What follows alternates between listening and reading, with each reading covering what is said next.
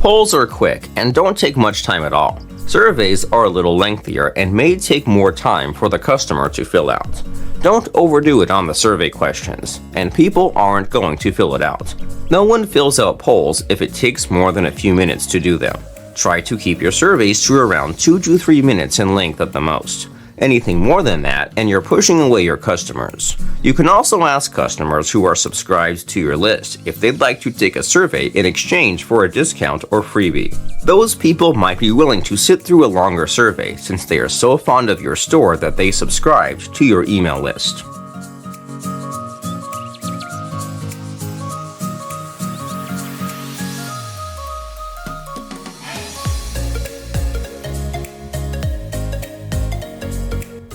It's vital that you get down a rhythm when producing content. It will help you get over the traffic humps of how long it takes for content to rank.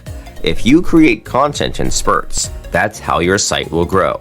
Each piece of content takes time to rank in Google, and it doesn't matter how old your website is. If you understand this, then it's possible to see why creating content continually is essential.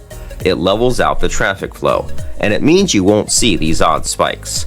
Those spikes are like sugar highs and end up making you think this is how it's always going to be.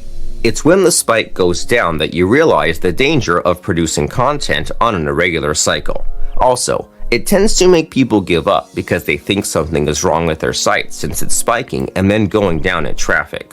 This is natural, and the only way to avoid it long term is by always updating with content as much as you possibly can.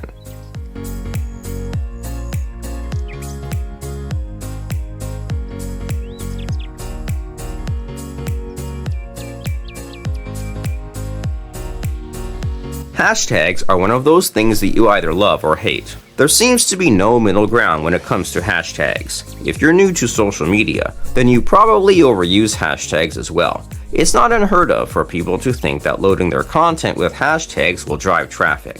Too many hashtags have a way of drowning out all the others. But this tip is all about keeping an eye on hashtags and not using them yourself.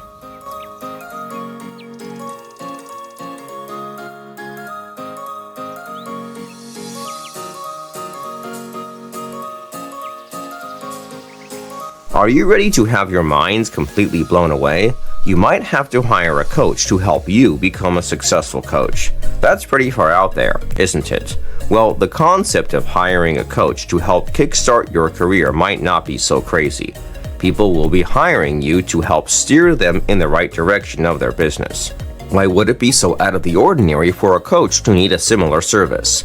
A coach can help teach you things like where to advertise, the best type of advertising, and what additional services clients are willing to buy.